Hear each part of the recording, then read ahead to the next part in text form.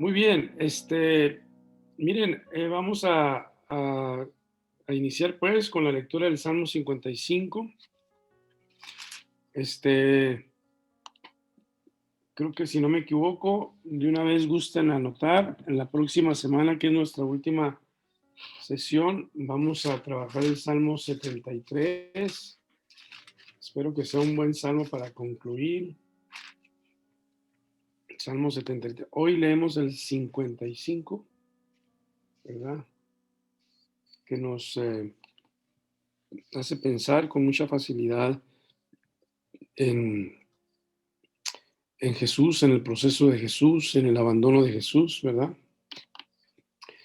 Entonces, bueno, pues nos ponemos en la presencia de Dios, estamos en la víspera de Pentecostés, no dejemos de orar y de pedir el don del Espíritu, ¿verdad? La fortaleza, por ejemplo, la fortaleza que este salmo pues la sugiere especialmente por los amigos o el amigo que traiciona, la sabiduría que permite avanzar en medio de los conciertos y, en fin, orar por el don del Espíritu para nosotros, para nuestra iglesia, para el Papa, para todos, pues, que nos ayude a entrar en esa conciencia renovada de que somos morada del Espíritu, ¿verdad? Muy bien, ¿quién de ustedes gusta leer el Salmo 55?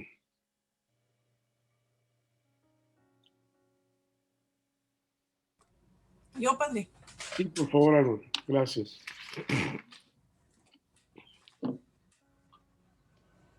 Escucha, oh Dios, mi oración. No te retraigas a mi súplica. Hazme caso, respóndeme. Me trastorna la ansiedad. Gimo ante la voz del enemigo, bajo el abucheo del malvado.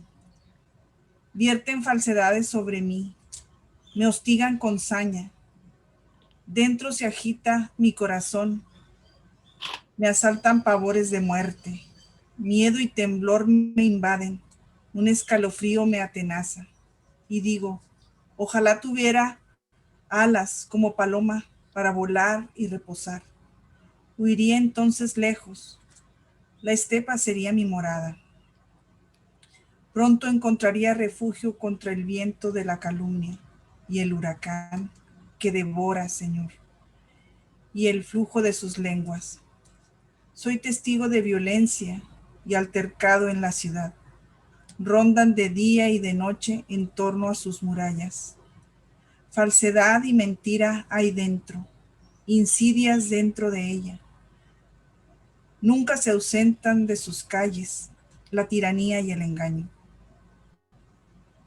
Si fuera un enemigo el que me ultrajara, podría soportarlo. Si el que me odia se alzara contra mí, de él me escondería. Pero tú, un hombre de mi rango, amigo, compañero, con quien me unía una dulce intimidad en la casa de Dios, desaparezcan en tumulto, caiga sobre ellos la muerte, bajen vivos al Seol, que entre ellos habita el mal. Pero yo invoco a Dios y Yahvé me salva. A la tarde, a la mañana, al mediodía, me quejo y gimo, y oye mi clamor. Intacta rescata mi vida de la guerra que me han declarado, del pleito que tienen conmigo. Que Dios me escuche y los humille, Él que reina desde siempre, pues no tienen enmienda ni temen a Dios. Levantan la mano contra su aliado, violan su alianza, más blanda que manteca en su boca, pero traman la guerra. Sus palabras más suaves que el aceite son espadas desnudas. Confía a Yahvé tus propósitos, Él te sustentará. No dejará que para siempre sucumba el justo. Y tú, oh Dios, hundirás en lo más profundo de la fosa a esos sanguinarios y traidores, sin llegar a la mitad de su vida. Mas yo confío en ti.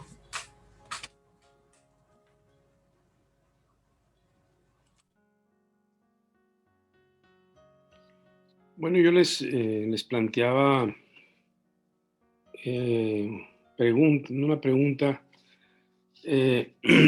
dos preguntas. ¿Cómo este salmo puede expresar algo de la pasión y traición sufrida por el Señor Jesús? ¿Y cómo puede reflejar su soledad y abandono experimentado? No es un texto citado en los evangelios, ¿verdad? Hay referencias en todo caso, la traición, etcétera, pero así tal cual no es un texto citado. Es interesante también si pensamos cómo refleja este salmo, pues una realidad humana, ¿no? Una realidad humana, pues que de alguna manera todos este, eh, nos han, o hemos sabido, o a lo mejor lo hemos vivido, ¿no? El abandono, la traición de un amigo. En estos niveles, por supuesto, ¿ah? O en estos niveles más altos. Como dice ahí una cita que yo les mandaba, eh, una cita latina, perdón, de César, que golpeado dice, tú quoque fili mi, o sea, tú también, hijo mío, pero preguntando a una persona que, pues aun cuando ya está él tumbado, ya está él golpeado, digamos, alguien más se atreve a, este, a, a golpearlo, ¿verdad? No sé si recuerdan, es una cita que en tiempo de Luis Echeverría, bueno, para los más viejos como yo lo recordarán, pero en tiempos de Luis Echeverría, que había dejado el gobierno López Portillo, si fue así o López Portillo sucedió a Echeverría, ya me hice bolas. El chiste es que en el mundo político, creo que es López Portillo, que también critica a Echeverría diciendo también tú, porque lo criticaban seriamente. Pero en fin, independientemente de eso, puede ser una pregunta también para nosotros, cómo esto lo percibimos en la realidad humana, en Cristo o en la realidad de los hombres, ¿no? Muy bien, pues si gusta alguno de ustedes comentar, decir alguna, algún subrayado, alguna palabra, algo que les haya impactado de este salmo.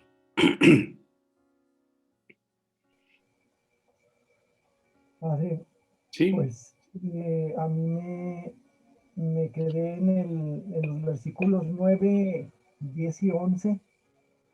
Me llamó la atención que habla de discordia, de altercado, de falsedad, malicia, insidias, tiranía y engaño. Esto a lo largo de la ciudad, ¿no? Supongo que se debe de estar refiriendo a la ciudad de Jerusalén, pero yo creo que pudiera ser también la ciudad como el mundo, ¿no?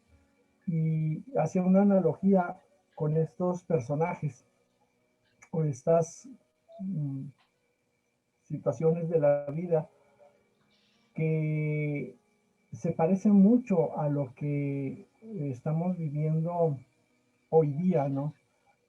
Am, Me parece también interesante que sean 7 las, las palabras que utiliza aquí, 7, pudiéramos decir, personajes, como que me da la sensación de que está hasta el tope, ¿no? De que está lleno de discordia, de altercados, de falsedades, de malicia.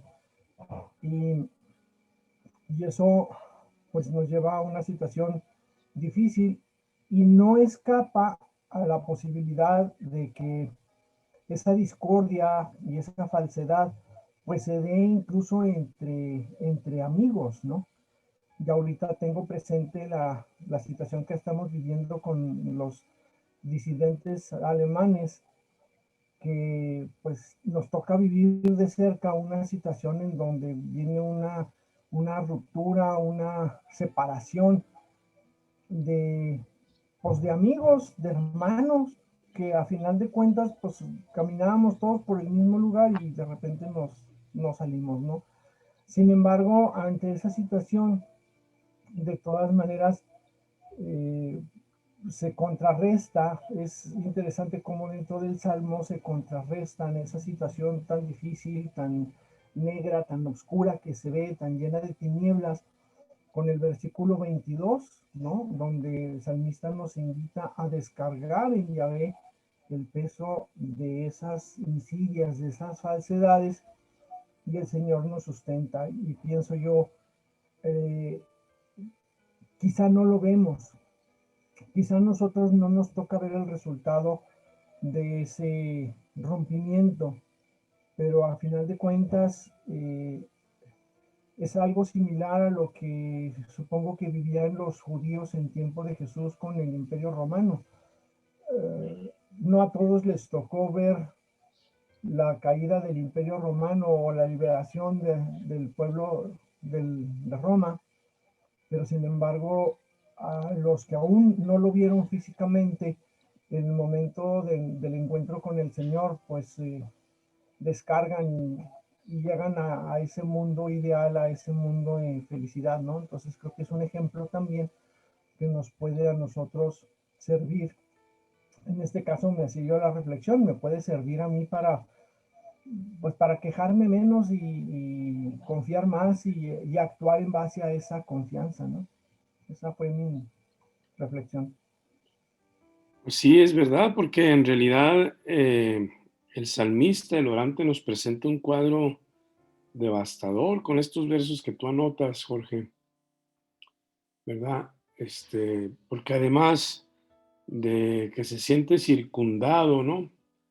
Eh, contra el viento de la calumnia, el huracán que devora, el flujo de sus lenguas.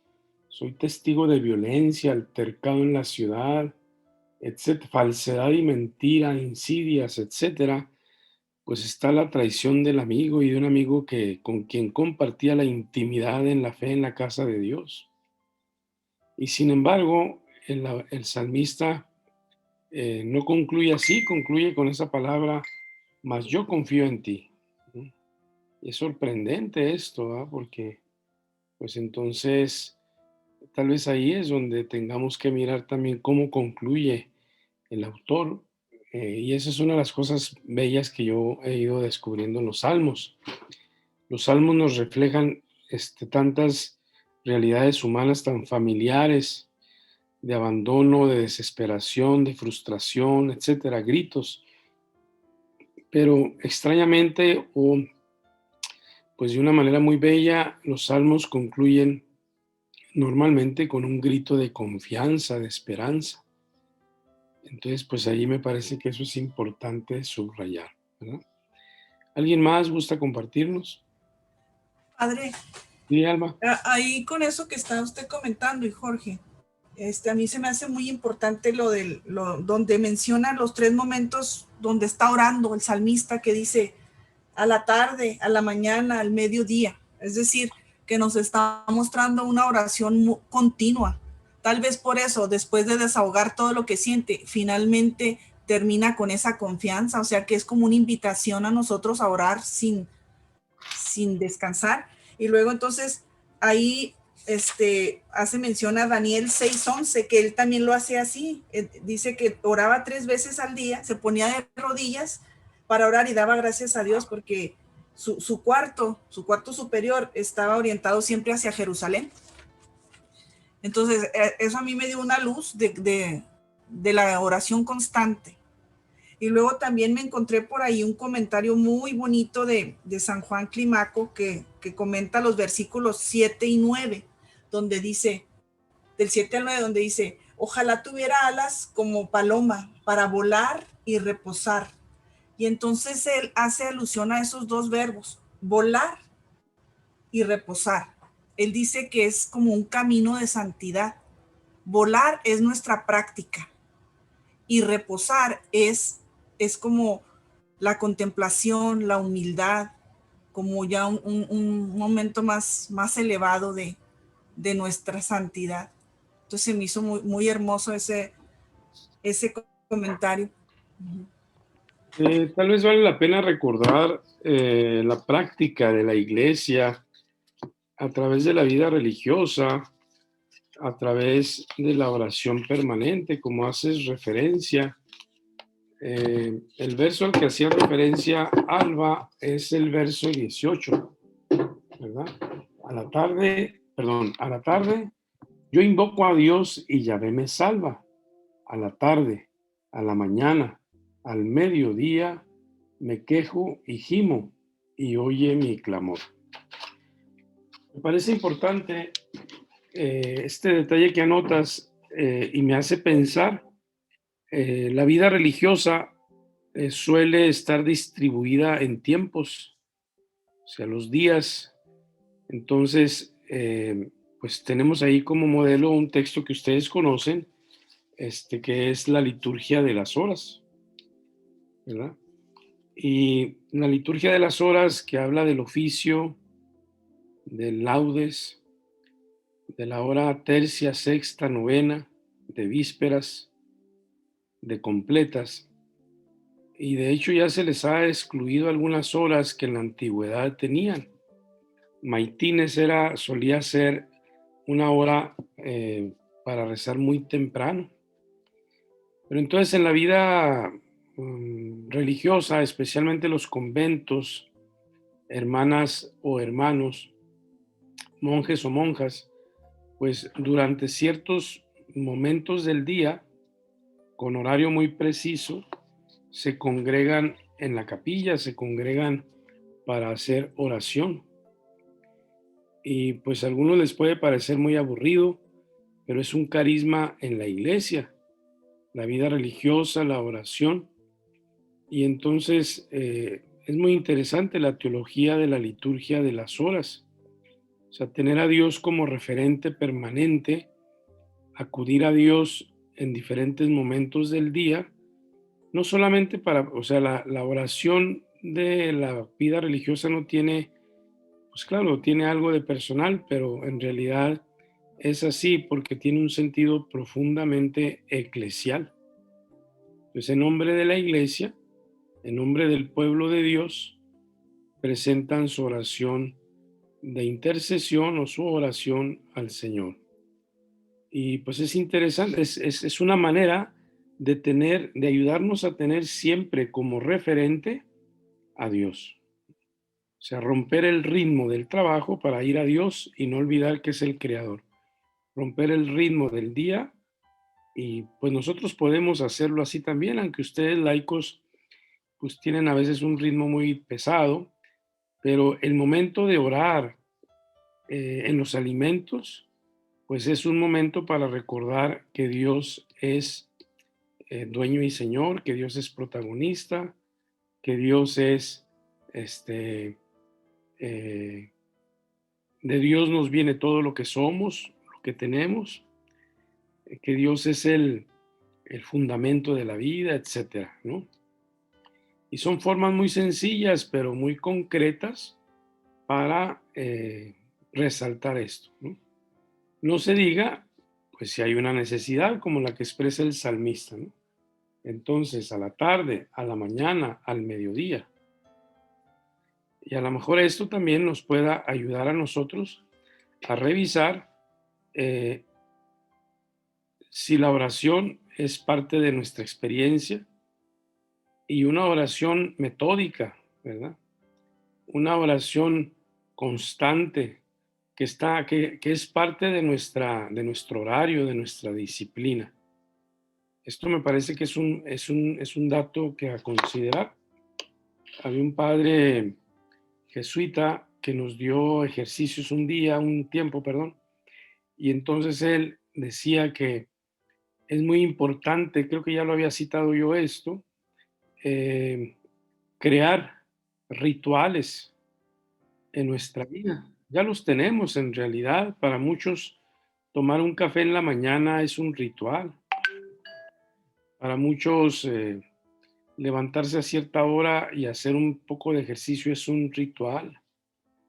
Y así sucesivamente. Entonces decía él cómo crear rituales también en el espíritu porque es más probable que Dios venga a nuestro encuentro si tenemos una vida disciplinada en la oración, ¿verdad? Es decir, si todos los días busco al Señor a las 7 de la mañana, a las 10 de la noche, es mucho más probable, mucho más seguro que el Espíritu me visite. Así depende un poquito del humor mío, ¿verdad? Y entonces un día lo busco a las 11 de la mañana, otro día pues se me olvida, otro día pues de carreras, otro día con un espacio amplio. Pues esto es lo que nos dicen los maestros también de la oración, ¿verdad?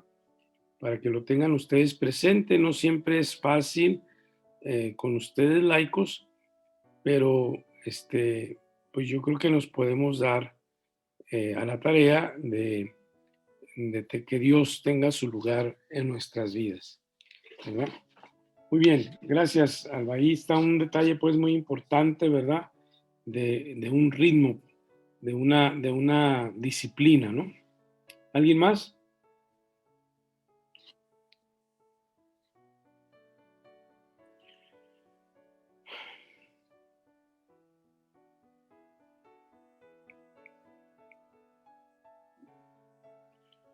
Pues es interesante cómo este salmo nos refleja mucho de una realidad, pues que no es ajena, ¿verdad? Ojalá que nosotros no la hayamos vivido, pero, ¿verdad? ¿Cómo imaginamos a Jesús experimentando este salmo, ¿verdad? ¿Cómo Jesús pudo haber, sentido, ¿verdad? Sentirse abrumado, ¿no? Precisamente por las insidias, la falsedad, la mentira, ¿no? Y cómo Jesús pudo haber sido experimentado la traición. Pues esto lo sabemos, ¿verdad? Este, para algunos piensan, voy al texto que les envié, que este salmo, ¿verdad? Es de un artista, ¿no? Es de un artista, o sea, este poema, ¿por qué? Porque parece un espejo de situaciones humanas que el salmista describe, ¿no? Dice, de un artista de un talento poco común y de grandes cualidades en el corazón. ¿Sí? Es una elegía autobiográfica, ¿no? Es decir, un canto triste, ¿no? Un canto triste de un hombre traicionado. ¿Sí? El tono es espiritualmente cercano a ciertas páginas dramáticas de las confesiones de Jeremías. Cuando estudiamos al profeta Jeremías, nos sorprendemos porque pues no olviden ustedes que cuando Jesús pregunta, ¿quién dice la gente que soy yo? Pues en una de las respuestas es, unos dicen que eres Jeremías. Cuando leemos con atención pues Jeremías y estudiamos a este profeta, de hecho en los estudios bíblicos del profeta Jeremías hay un apartado que suelen llamarle las confesiones de Jeremías. Y entonces él, pues básicamente pone el corazón delante, ¿no? Se transparenta, se grita, ¿no? Clama, ¿no? Ahí puse unos textos para que ustedes, si pueden, verifiquen, ¿verdad? Pero es muy interesante entonces cómo el Salmo expresa mucho de lo que el profeta también habla, ¿no? El profeta se queja ante Dios. Hay también un tema muy interesante en este profeta Jeremías, que es lo que se refiere perdón, al silencio de Dios. De hecho, hay un libro que por ahí yo leí, está en el seminario, El silencio de Dios, porque Dios se revela a Jeremías, le da una misión, pero después parece como desaparecer, ¿no? Entonces, esto también nos llama la atención porque, pues, es un hombre muy probado, ¿no? Es un hombre muy probado, ¿no? Es perseguido en vida, es metido a la cárcel, es maltratado y finalmente es llevado a la fuerza al exilio en Egipto. Nadie sabe dónde quedó, dónde murió. Bueno, murió en Egipto seguramente, pero dónde quedó su cuerpo, básicamente se pierde un poquito la memoria en este sentido, ¿no? Y en la tradición cristiana, pues en este Salmo 55, no ha sido difícil descubrir la experiencia de Jesús, sentir la experiencia de Jesús. Jeremías tiene expresiones como esta, ¿verdad? Yo que estaba como cordero manso llevado al matadero sin saber que intrigaban contra mí. Capítulo 11, ¿verdad? Después, en el capítulo 15 de Jeremías, dice también: ay de mí, madre mía, que me diste a luz para ser varón discutido y debatido por todo el país.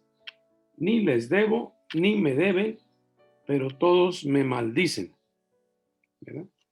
Después, no leo todo el texto, en el capítulo 18, ahí están señalados los textos, ¿verdad?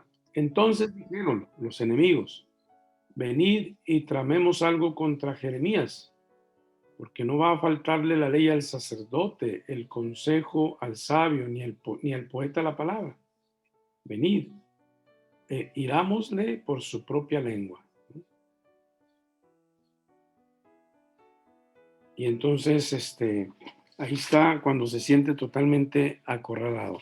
Es muy conocido el capítulo 20, donde el profeta, sin tapujo, ¿verdad?, sin reserva, pues grita, ¿verdad?, me ha seducido Yahvé y me dejé seducir.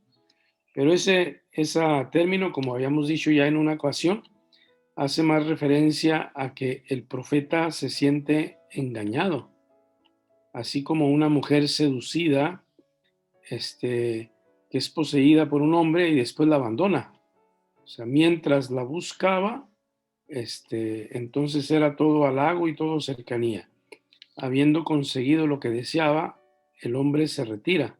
Es un poquito el sentido negativo de seducción, ¿verdad? Aquí incluso los comentaristas están de acuerdo en darle esta connotación negativa a la seducción. Es un texto que a lo mejor hemos escuchado en un plan vocacional y nos llama la atención, pero en realidad el capítulo 20 de Jeremías tiene más este sentido un tanto negativo, ¿verdad?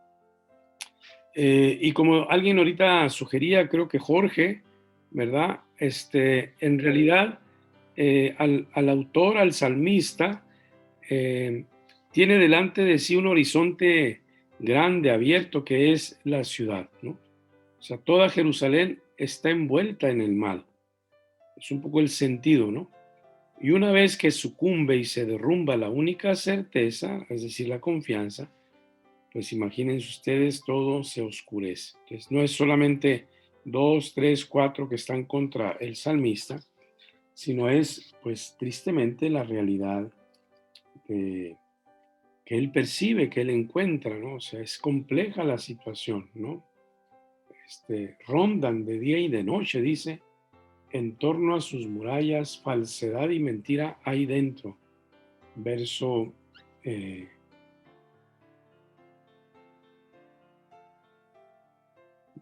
11, verso 12 también, ¿verdad? Bien, en ese sentido, la protesta del orante, pues es vibrante, ¿verdad? Porque en el verso 14, cuando dice, pero tú, es como el clímax de la crisis, ¿no? Porque pues hay personas que tal vez el autor descubre, le hacen daño, buscan hacerle daño, pero sin embargo, pensar en un amigo cercano, en una persona que lo quiere bien, pensar en él como quien se une al enemigo, pues todavía más doloroso, ¿verdad? El salmista podría haber soportado todo de un enemigo, pero ante un amigo traidor, pues se queda así como pasmado, sin saber qué decir, sin saber cómo reaccionar, decepcionado, ¿verdad? Imaginamos esta escena, ¿no? Estremecido, dice aquí el comentario, ¿no? Es interesante seguir sobre todo en la terminología original el retrato que el poeta hace del amigo infiel. Porque como vemos aquí, pues él era un compañero, un amigo, un confidente, ¿no? Era por tanto una persona con la cual se compartía todo, ¿no? Educación, ideología, experiencia, mentalidad. Es fácil evocar el paralelo del Salmo. Hasta mi amigo íntimo en quien yo confiaba, mi compañero de mesa, me ha traicionado. Hemos ya meditado el Salmo 41, ¿verdad? Cuando meditamos el 41 decíamos aquella expresión, ha levantado contra mí su calcañar, ¿no? Es decir, decíamos, todavía se encuentra el orante ya en el piso, sometido por las circunstancias, etcétera, y todavía se le dan de patadas, ¿no? Me gustaría decir entre paréntesis que una de las cosas que me ayuda mucho en la oración y en la reflexión, especialmente cuando uno encuentra tensiones, dificultades, contratiempos tal vez. Me ayuda mucho a mí pensar en personas que sufren, ¿no? Y que conozco, por supuesto. Y que muchas veces me pregunto, pues yo no he sido probado como ellos. ¿Qué sería de mí si fuera probado como ellos? Pero tal vez una pregunta más cristiana es, pues yo no he sido probado como Jesús, como dice la carta a los Hebreos en el capítulo 12. Ustedes todavía no han sido probados hasta la sangre. Entonces créanme que eso me ayuda mucho a, a relativizar, a serenar, ¿no? Aquí hay una persona que suele venir, eh, este, que suele venir me lava el carro cada semana, y me sorprende porque, pues ya con lo que hemos ido platicando, conociendo, hace más o menos, no sé si un año, poco menos, lo conocí, y, y me sorprende porque es una persona muy probada, ¿no? No he querido analizar mucho con él, especialmente si hay responsabilidades de él, etcétera. Pero que lo dejó la esposa, que lo corrieron de la casa que rentaba, que que su hija no está con él, que hace como un mes andaba haciendo un arreglo en una casa y se cayó de la azotea y se golpeó la espalda y por supuesto no tiene ninguna seguridad social, etcétera, etcétera. O sea, una persona que hagan de cuenta no le falta, ¿no? Por supuesto, personas enfermas, ¿no? Entonces, que aunque no vivan literalmente todo lo que dice el salmista, sin embargo, son personas muy probadas, ¿no? Entonces, en ese sentido, me parece que los salmos, pues, nos sorprenden, ¿verdad? Por su estrecha relación con la existencia, ¿no?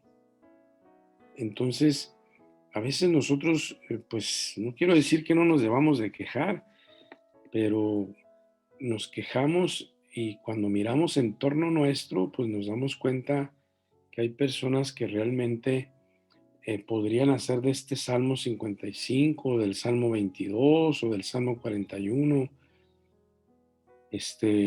su misma reflexión, ¿no? Entonces, precisamente el culmen, ¿no? El vértice, ¿no? De esta oración, pues llega precisamente en lo que decimos, en lo que dice el Salmo, perdón, en el verso 15, ¿no? O sea, tú, ¿verdad? O sea, un conocido, ¿no? Tú, un hombre de mi rango, amigo y compañero, con quien me unía dulce intimidad. O sea, tú que no eres un extraño para mí, ¿verdad? Tú me has dejado solo, ¿verdad? Con quien me unía eh, dulce intimidad. Imagínense, no solamente en la relación humana, sino hasta en la vida espiritual, porque nos encontrábamos en la casa de Dios, ¿verdad? Es como el culmen, ¿verdad? El clímax, ¿no? la expresión más profunda de la soledad, ¿no? Y donde extrañamente muchas veces uno se siente responsable, ¿no es cierto? Y a veces es el otro el responsable, ¿no? La casa de Dios, pues que como ya alguien lo refería, hace referencia a Jerusalén, ¿verdad?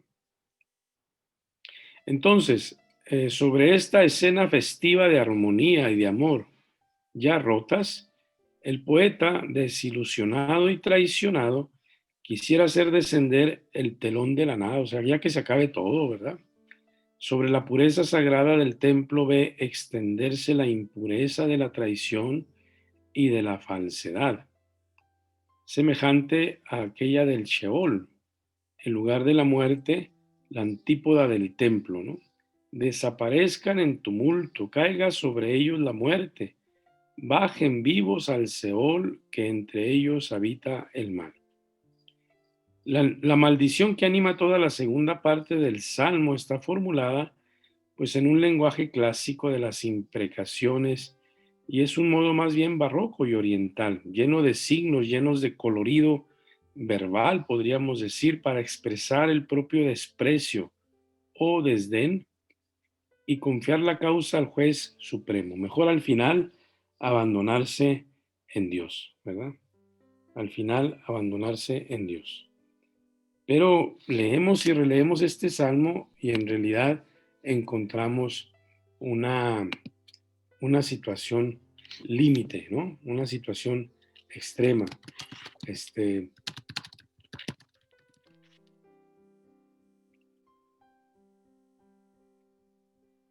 Pues podemos pensar en Jesús, ¿verdad?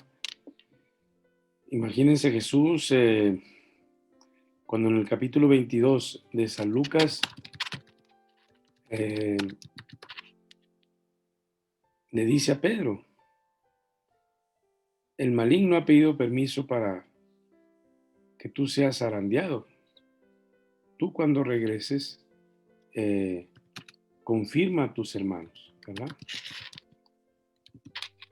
Entonces, Jesús, que estando en la pasión, ya le había anunciado a Pedro y a la tercera negación voltea y se encuentra con la mirada de Jesús.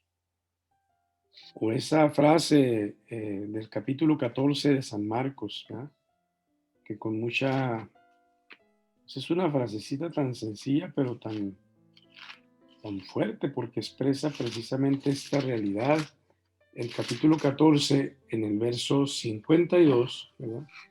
50, perdón, abandonándole todos huyeron.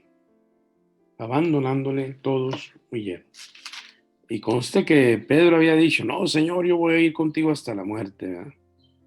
O conste que los discípulos habían manifestado su adhesión a Jesucristo, ¿no? Pensamos en Jesús vilipendiado, injuriado, humillado, que se le pone una corona, se le pone un manto y recibe burlas y desprecio. Así que tú eres el rey de los judíos, ¿no? Todavía un último, podríamos decir, un último escupitajo, ¿no? En la cruz, cuando el ladrón malo le dice, a ver tú, o sea, burlándose de él, ¿verdad? Haz algo por nosotros, ¿no? En fin, o sea, es una situación humana límite, ¿no? Que nos sorprende, ¿verdad? Nos sorprende realmente y pues al mismo tiempo nos podemos preguntar cómo un hombre puede soportar tanto, ¿sí?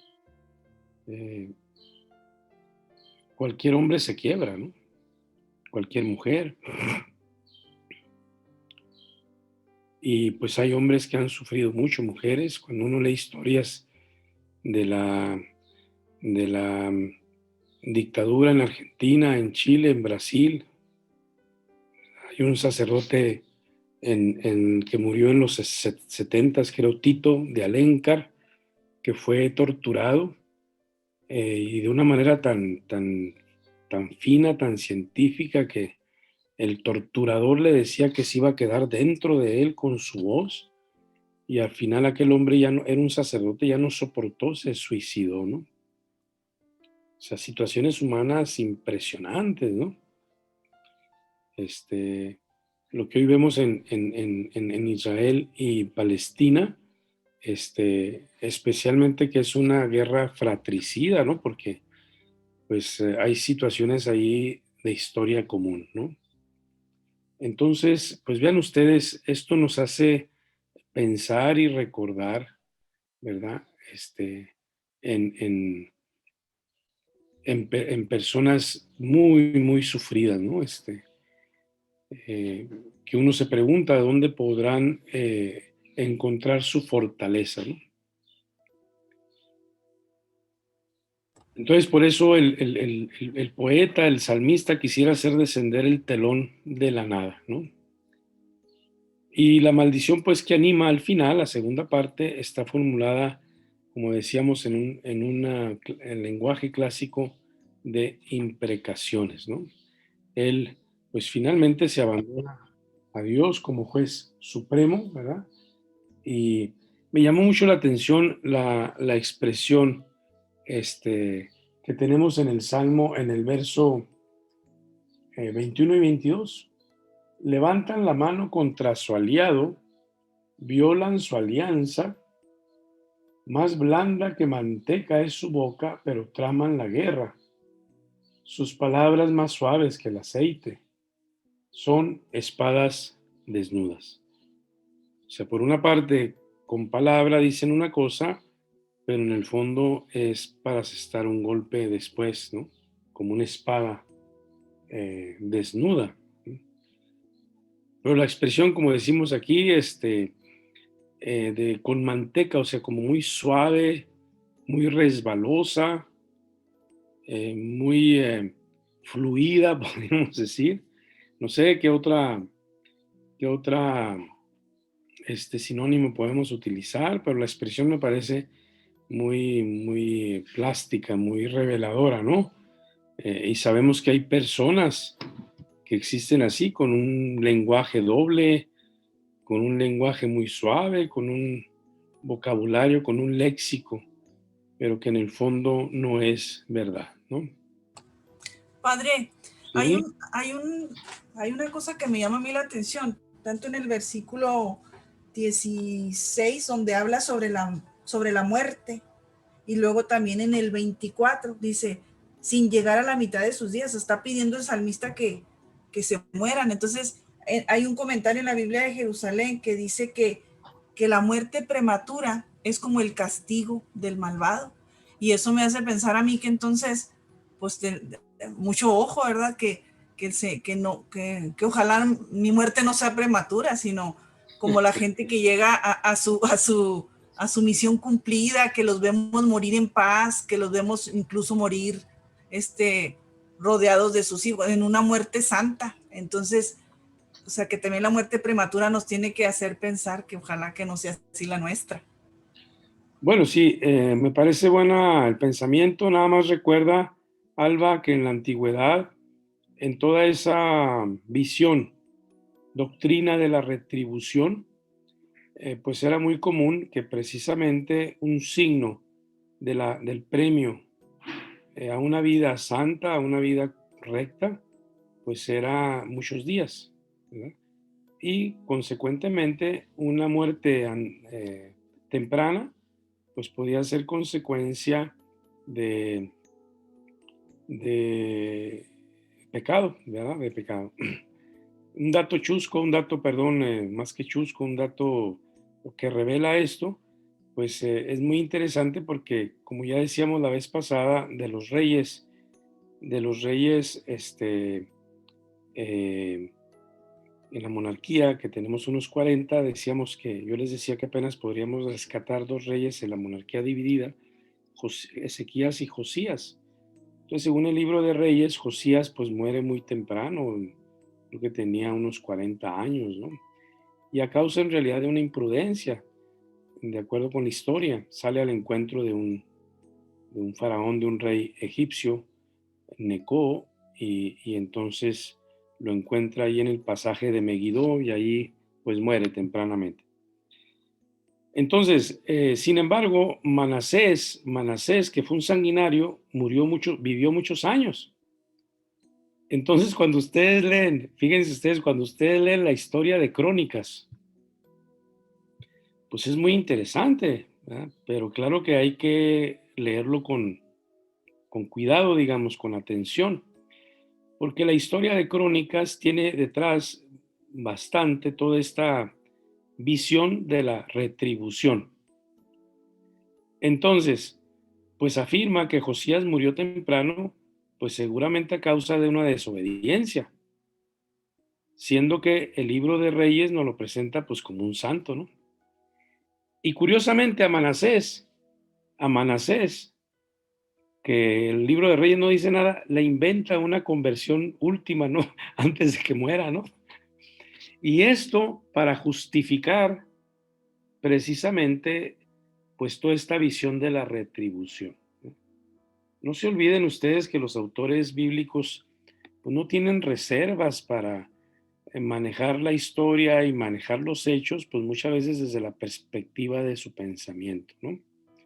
Este es un dato a considerar, pero afortunadamente el Nuevo Testamento nos da una visión, aunque haya una muerte temprana, ¿no? Gracias a Cristo, ¿no? Gracias a Cristo nuestro Salvador, porque finalmente Jesús ha redimido a todo hombre, ¿no? Desde el primer Adán. Pero solo pues como una nota ahí que pueda ilustrar y estar atentos, porque sí, no se nos vaya a ir con que no, pues como mucha gente dice, ¿eh? Visitadores de enfermos o ministros de comunión, y eso me lo he encontrado más de una vez. Van a visitar al enfermo, ¿y qué es lo primero que le dicen? Confiésese, confiésese, pónganse en paz, porque seguramente usted, esto y lo otro, es decir, manejamos esa mentalidad de una manera muy sutil en lugar de darles de entrada la buena noticia de Jesucristo que está en medio de su dolor y de su enfermedad, ¿no? Así les voy a decir yo a ustedes que se confiesen ya para que se conviertan de una vez por todas, ¿no? Bueno, no sé si me expliqué, pero conviene a lo mejor tomar en cuenta eso. Vamos a hacer un receso, vamos a hacer un pequeño receso, si me permiten, unos 10 minutitos para pasarle la palabra a Norma. Ahorita le paso la palabra a Norma para que se ponga a platicar sabrosote con sus amigos y amigas, ¿verdad? Bueno, Padre, padre, antes sí, de retirarnos, ahí hablando de esto de la mantequilla que usted menciona y todo, en el texto dice ahí un rengloncito, dice, de hecho, bajo el mando de la mantequilla y del queso se esconde todo un corazón que está lleno de odio, pero después del queso viene una palabrita ahí que no sé si es un tipo de queso o el pana, dice queso queso, pana. El queso queso pana pana. es un pana. Ajá, Te refieres a ese? sí, Entonces, el queso pana no es muy común entre nosotros, aunque sí es conocido con ciertas familias. El queso pana es un queso muy, muy popular en Italia, en Oriente. Eh, bueno, a mí no me gusta porque es un queso un tanto insaboro, me parece, ¿no? Insípido, pues. Pero es muy blando, entonces no es como la mantequilla, pero sí fácil. No tiene nada que ver, por ejemplo, para ponerles un extremo, el queso parmesano, que es añejo, ¿verdad? Que dura un tiempo dentro de un cierto espacio, entonces se endurece y es muy fácil a comer, pero si nosotros lo cortamos, ¿verdad? ¿Cómo se dice cuando le ponemos el rallador, ¿verdad? Lo ponemos sobre la pasta o sobre los frijoles, etcétera, ¿no?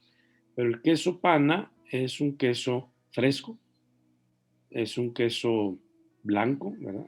Y muy fácil para cortar y se usa mucho en los sándwiches, ¿no? Sí, gracias, padre. de nada. Muy bien, entonces hacemos un paréntesis, nos vemos en unos 10 minutitos. Bueno, vamos a continuar. Quiero insistir en este salmo, volvemos pues a la segunda parte del comentario que yo les había hecho. Y en esta realidad pues dolorosa, como dice aquí en el apunte, la hipocresía más infame, ¿no? Fíjense que no creo que exagerar y con todo respeto aunque ustedes no las conocen afortunadamente, pero lo que quiero decir es que yo a veces en mi vida he experimentado una cierta falsedad en las personas, ¿no? Hipocresía, digamos, porque aquí pusimos un título, la hipocresía más infame, ¿no? Este, y, y sin temor pues a exagerar, me puse a repasar si yo alguna vez he experimentado esto. No, por supuesto, no con el nivel que dice el Salmo, pero sí en personas que utilizan a uno, que buscan sacar su ventaja, que pueden decir cosas muy bonitas y bellas, pero finalmente porque tienen una motivación que a veces uno no logra detectar sino pasado el tiempo, ¿no? O sea que finalmente no es verdadera la persona. Yo creo que lo más doloroso aquí es cuando una persona no es verdadera, ¿no? Y a veces también podemos haber personas ingenuas que lo creemos todo o nos dejamos envolver, ¿no? A mí me llama mucho la atención y creo que se los había dicho, una cita en San Juan que nos dice de Jesús eh, como un hombre que no se fiaba de nadie, dice el texto, ¿no? Es curiosa la expresión, ¿verdad? Porque dice,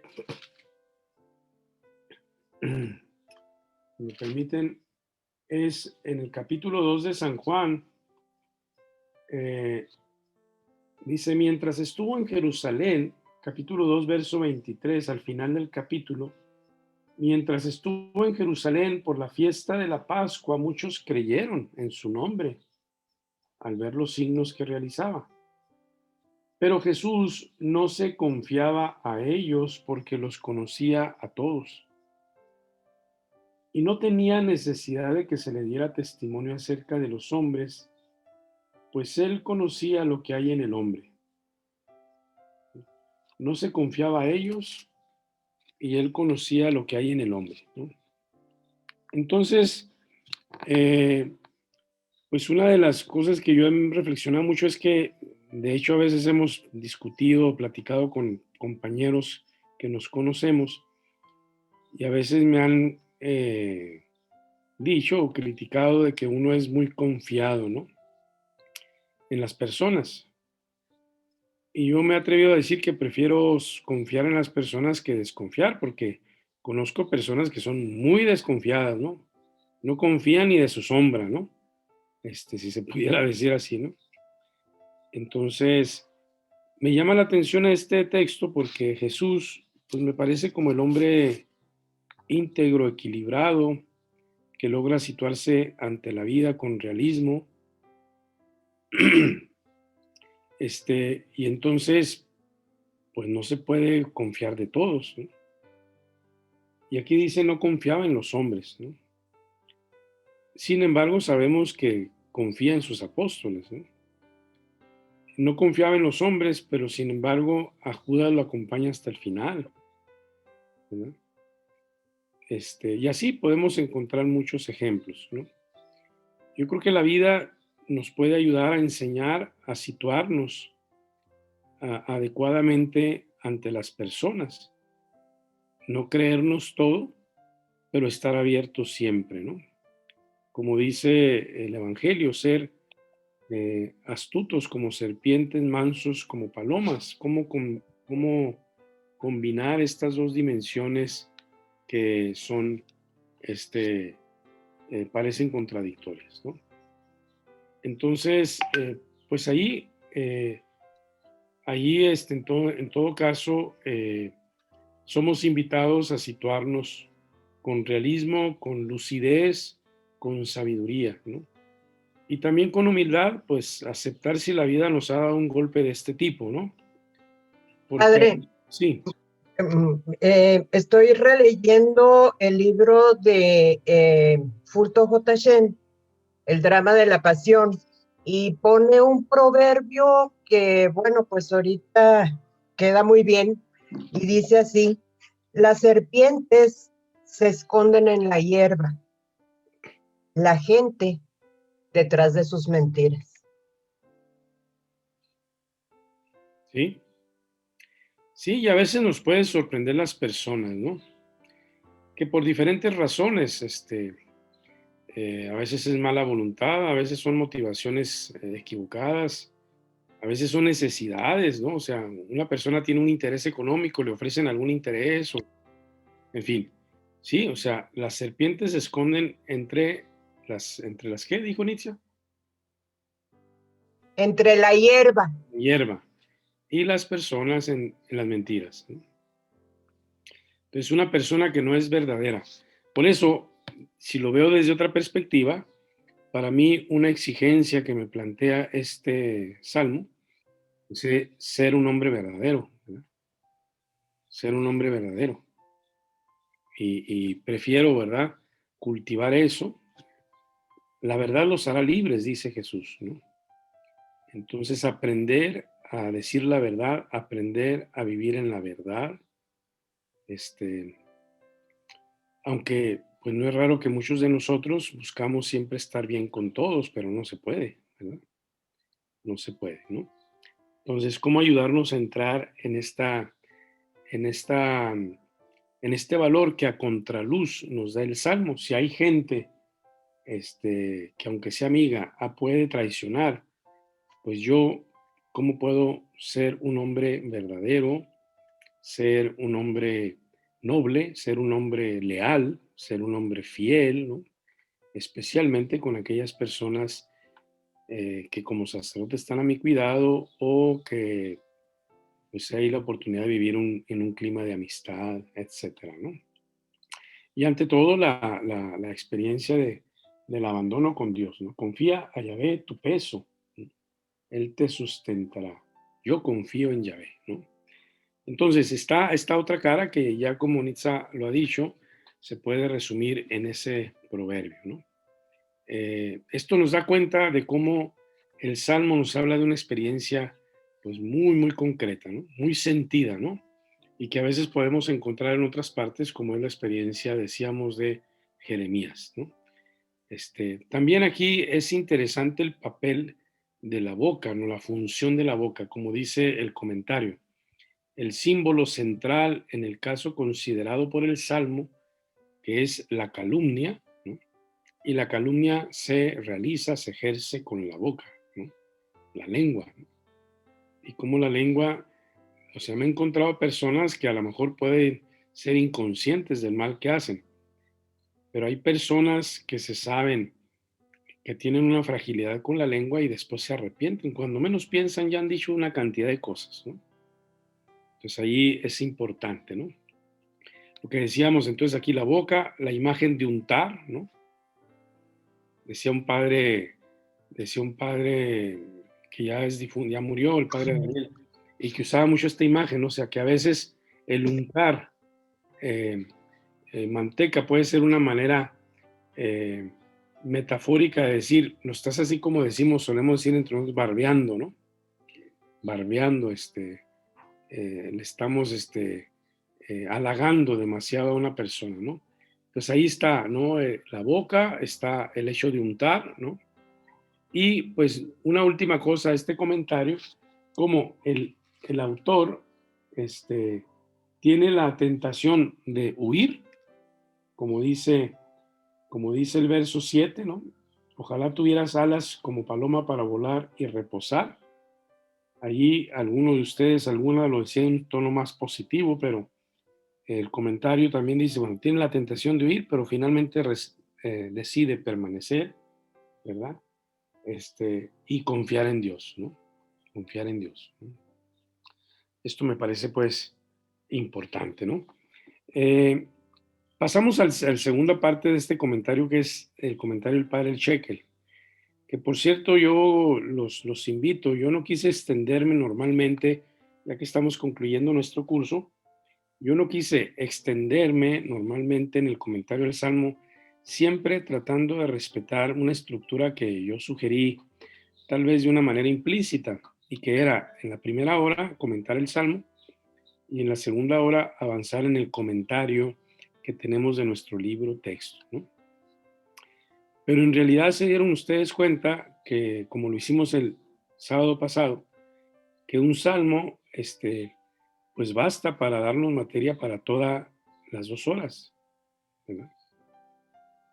Cuando leemos el padre Shekel, y ojalá un día traduzcan la obra del padre Rabasi, pues se sorprenderán ustedes porque en realidad el padre Shekel, yo no sé cómo le hacen estos hombres para fácilmente escribir 30, 40 páginas de un salmo, ¿no? Que se pone a analizar los reglones verso por verso, verbo por verbo, perdón, ¿verdad? Entonces es sorprendente, ¿no? Ahí se nos puede ir fácilmente 2 horas, 3 horas o 4 horas, ¿verdad? ¿Por qué? Porque el Salmo, como ustedes se dan cuenta, nos ofrece tanto, ¿verdad? Entonces, pues ojalá lo que aquí iniciamos haya abierto el apetito para que ustedes mismos pues hagan su propia lectura. El jueves pasado me tocó, bueno, martes, miércoles y jueves me tocó participar. Me tocó participar en una jornada de formación con unos 200 o 300 sacerdotes que nos encontramos por Zoom. El jueves hizo un comentario el padre Fidel Oñoro, que es un padre colombiano, es un biblista, e hizo un comentario sobre el Salmo 23. Bueno, uno que tanto lo ha leído, lo ha meditado, aquí lo meditamos. Me sorprendí, pero él se basó básicamente en un comentario del padre Shekel, el Salmo 23, ¿no? Y decía una cosa muy bella que yo no había caído en la cuenta, aunque lo recordé en ese momento. Y él hacía referencia de cómo el padre Shekel, en el texto original hebreo del Salmo 23, contó las palabras de principio a fin, de arriba para abajo, ¿no? Y entonces él, en un análisis, pero muy, muy profundo, él justifica cómo las palabras que están en el centro, especialmente el verso 4, que están en el centro del Salmo, en número, cuando los cuenta uno, especialmente en el texto original. Y entonces ahí está el mensaje central. Lo justifica pues con otras razones el verso 4 del Salmo 23, ¿verdad? Aunque vaya por valle tenebroso, ningún mal temeré, pues tú vienes conmigo. Y entonces él se detiene a justificar cómo ese tú vienes conmigo es el corazón del Salmo, ¿verdad? Entonces me quedé sorprendido, ¿no? Me quedé impresionado porque, claro, él estaba leyendo el texto en el original hebreo y haciendo un comentario, por supuesto, en español, pero se me hizo un comentario muy, muy profundo, muy bello, ¿no? Entonces, en ese sentido, cómo los salmos siempre nos pueden estar remitiendo a otras cosas, ¿verdad? Que no nos conformemos, ¿no? Y leemos una vez el salmo y nos dice una cosa, leemos otra vez el salmo y nos dice otra cosa, así como cuando lo hacemos con los evangelios u otros textos. Que no demos por terminada nuestra tarea de conocer la Biblia y de comprender la palabra, ¿verdad? Entonces, doy un paso pues adelante de cómo el padre Shekel nos ayuda también con comentarios de la patrística, más que nada, porque como decíamos, este salmo, 55, no aparece en los evangelios, citado, ¿no? Y es interesante entonces cómo de todas formas eso no obsta para que nosotros podamos imaginar, ¿no? Cómo pudo Jesús de todas formas haber experimentado lo que el salmista expresa, lo que el salmista dice, ¿no? Y entonces dice el padre Shekel cómo ya Hilario, el padre de la iglesia, pone el salmo en boca de Cristo en su pasión y tal lectura se impone y se mantiene. En dicho marco es fácil interpretar la agitación turbulenta de la ciudad como la persecución final contra Jesús, especialmente lo sabemos pues con todo el relato de la pasión, ¿verdad? Y la traición de Judas, no se diga, ¿no? Para lo primero se citan varios textos del Evangelio, también Hechos 4. Se aliaron en esta ciudad Herodes y Poncio Pilato, y que hacen referencia al Salmo 2, ¿no? Pero para la traición de Judas, dado que la versión latina del Salmo dice, ¿verdad?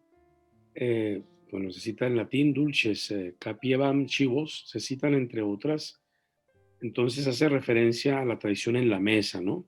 Uno que ha mojado en la misma fuente que yo me va a entregar, según Mateo, mojando pan en la salsa, se la dio a Judas y según el Evangelio de Juan, ahí entró el maligno en Judas, ¿no? Los sentimientos de angustia y turbación son referidos a Cristo, pues definitivamente, ¿no? La cita de Lucas o estas citas de Juan. Jesús estremeciéndose, ¿no? Declaró. Marcos empezó a sentir horror y angustia, ¿no?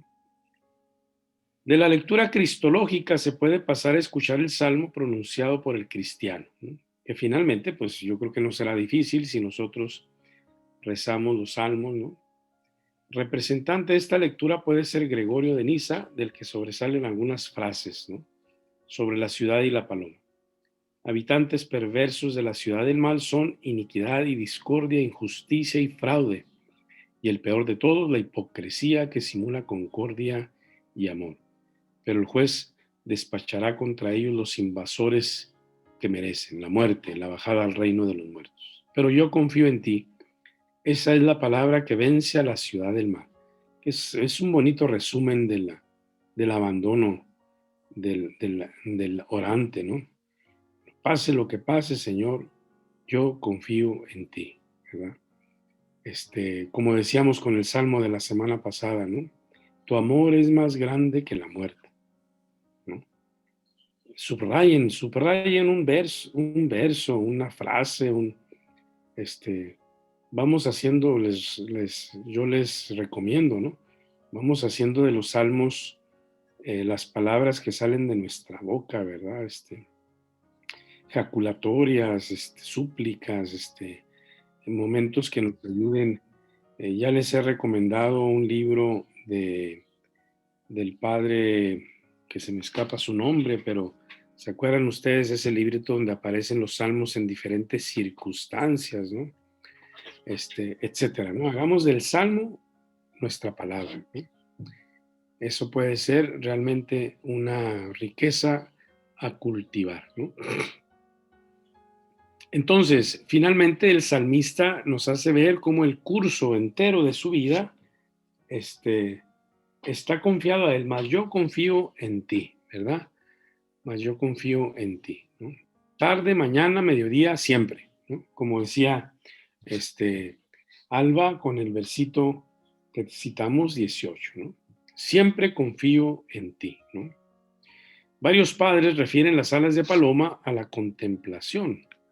Dice Orígenes, las alas son la contemplación con la cual pasamos de las criaturas al reposo en la Santa Trinidad. Rufino dice, el Señor resucitado cumple a veces los deseos de los santos que por la contemplación procuran descansar en el amor de Dios. Bueno, pues ahí tenemos muchas imágenes que, como pueden ver ustedes, de acuerdo con la interpretación, pues depende también del personaje.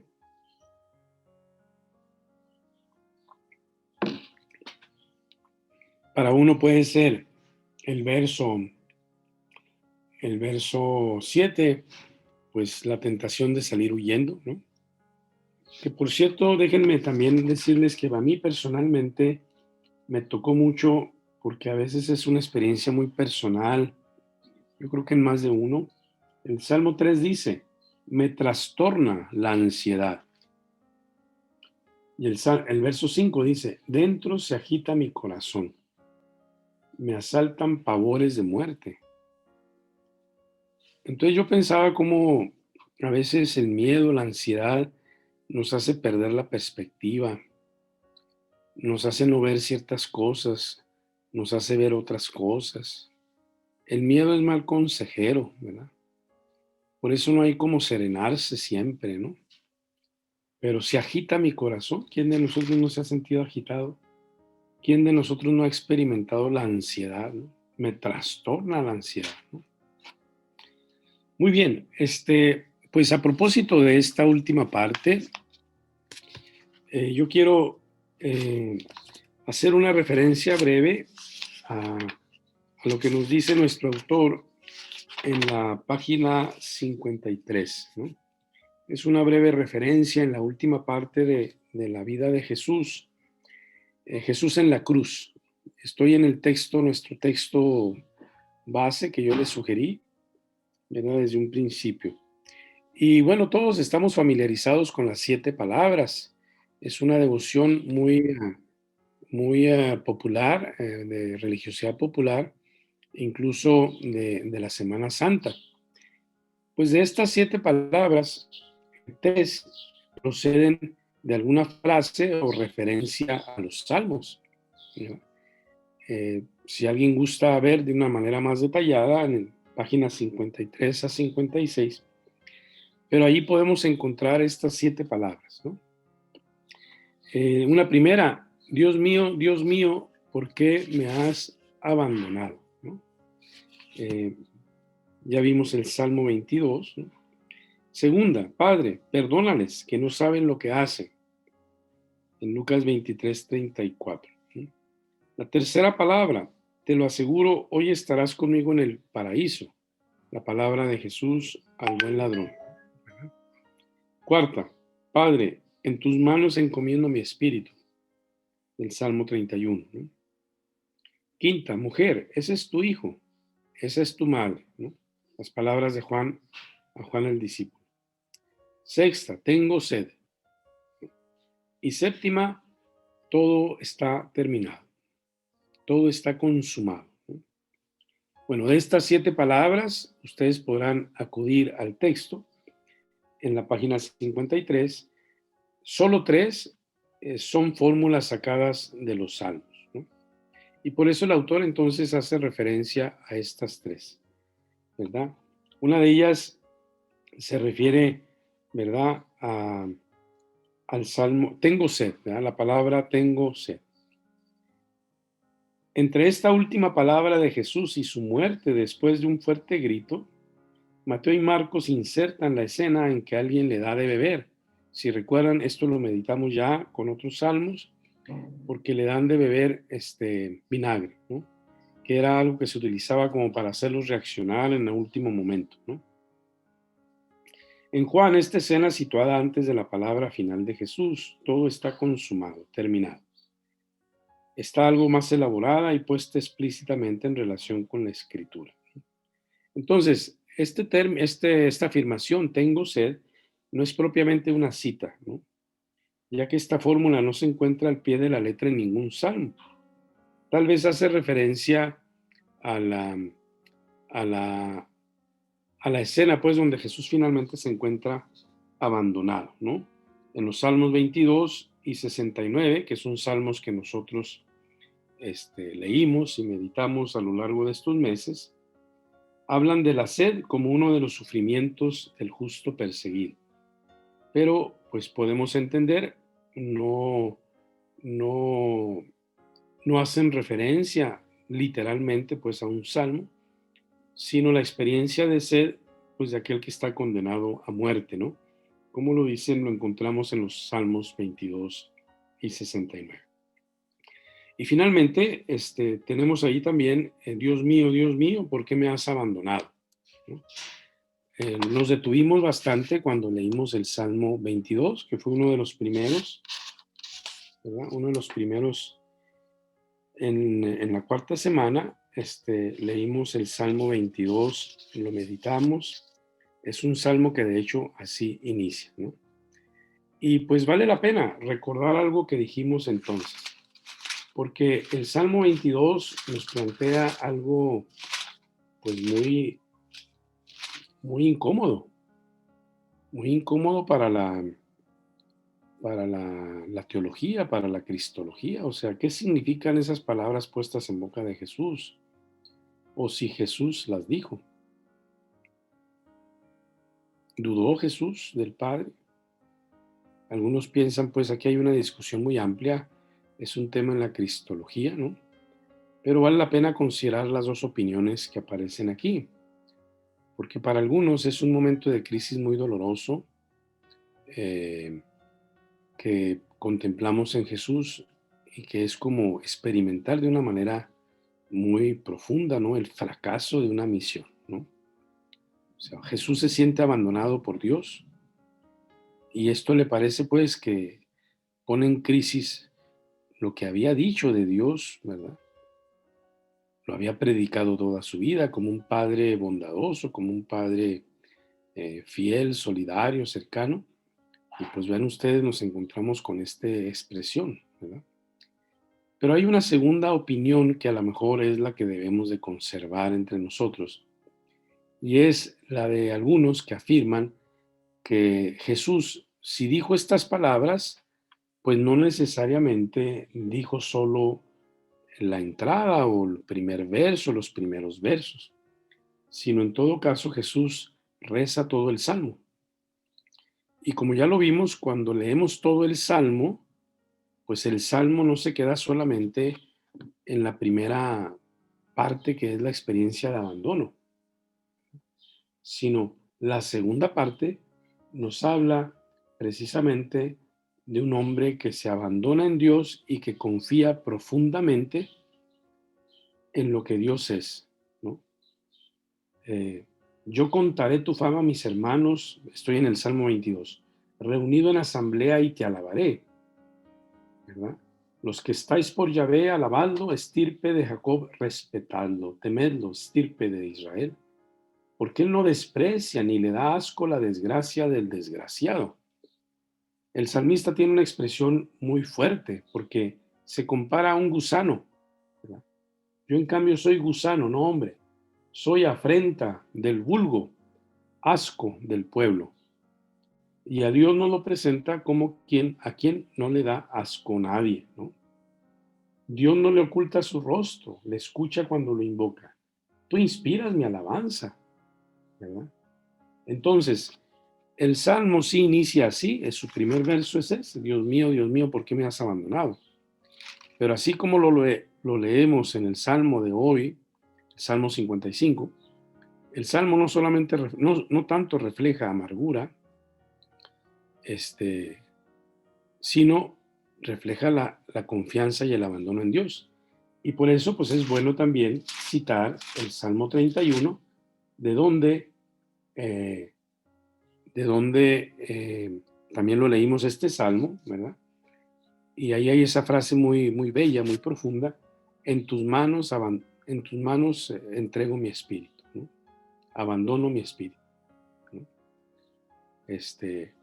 Entonces, esta es la segunda visión o la segunda, sí, realidad que se percibe del Salmo, y parece que es un poco la que la tradición ha profundizado más, o asumido más, aceptado más, ¿no?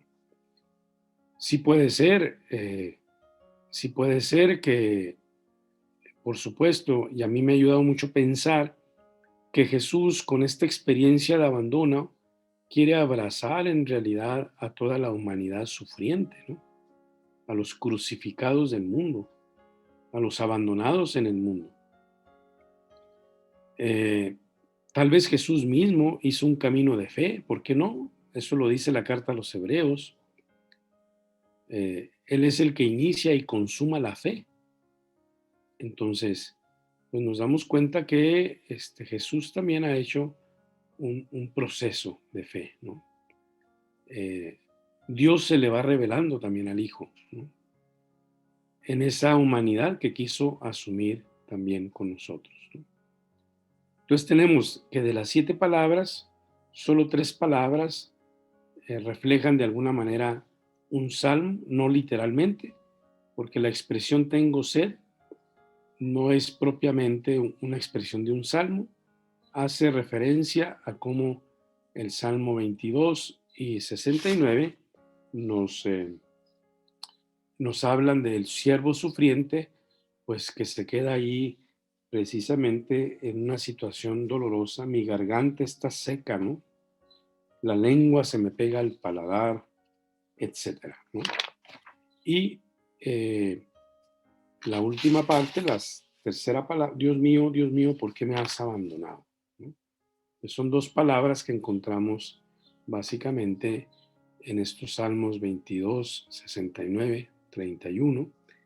Y pues de nuevo nos quedamos todavía con una pregunta, o sea, en realidad el autor no ha podido, no ha sido tan sencillo ayudarnos a comprender hoy en esta referencia a la palabra ¿por qué me has abandonado?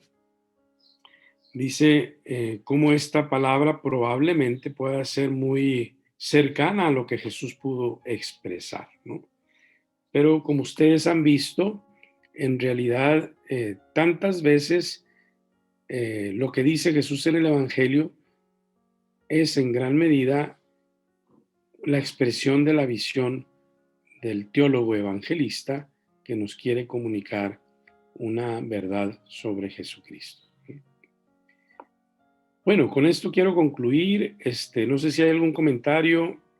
Por favor, la semana próxima, no dejen ustedes ya, desde ahora, pueden irlo leyendo con atención. Permítame nada más verificar. Oiga, padre, nomás la referencia que decía ahorita de lo de la ansiedad, ¿era el Salmo 3 o cuál Salmo era, perdón? El Salmo 3, no. Era el 3, bueno, tema. Es nuestro Salmo 55 de hoy. Es el Salmo 55 en el verso, precisamente verso 3. Me trastorna la ansiedad. El Salmo 55 en el verso 5. Dentro se agita mi corazón.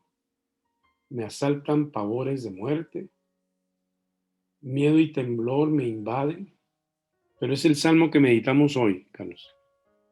Sí, padre, gracias. Sí, y que yo les decía, me había impactado esta expresión porque siento que refleja mucho de mi experiencia, especialmente en momentos de mucha inseguridad, ¿no?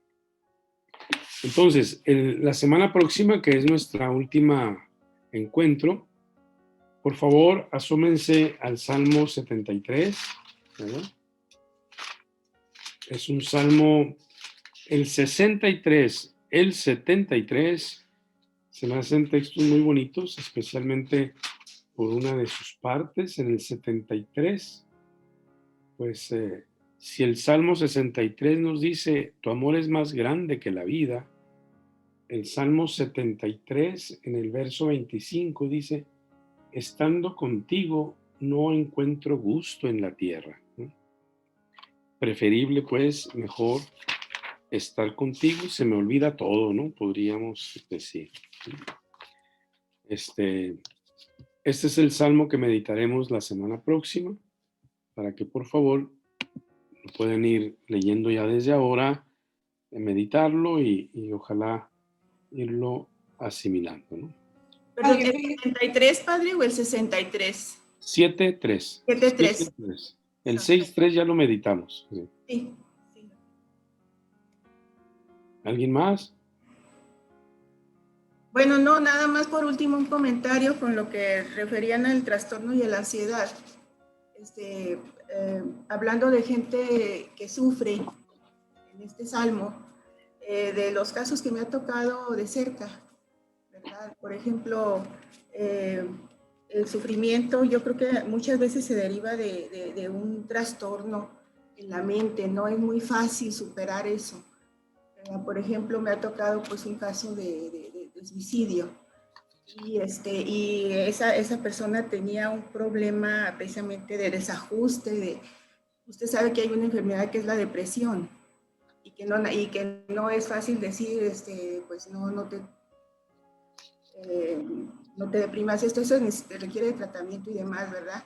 Entonces, en ese caso, ese trastorno difícil de superar, de personas que se han quitado la vida y que probablemente, pues Dios tuvo misericordia precisamente porque pues, se trata de una enfermedad como cualquiera, como una enfermedad del hígado, del corazón, un trastorno X que no es fácil, se necesita una ayuda, ¿verdad?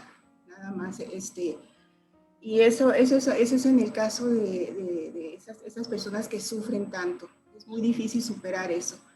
Y otro caso que me ha tocado, por ejemplo, de una madre que pierde a su hijo. ¿Cómo se llama? Hay como una fuga mental, como que Dios, quiero decir, Dios siempre está de alguna manera obrando en las personas que sufren.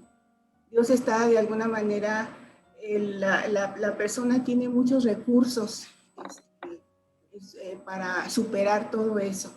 Y están también pues las personas que tienen a su alrededor una serie de gentes bondadosas que les sirven de sustento, ¿verdad? Que son como una serie de energías bondadosas, llenas de Dios, que apapachan y que tratan de sustentar a una persona que sufre. Bueno, yo en lo personal siento que Dios interviene de muchas maneras en el sufrimiento humano.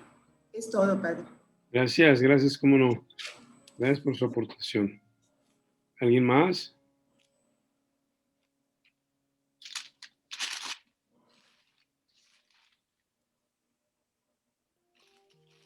Bueno, pues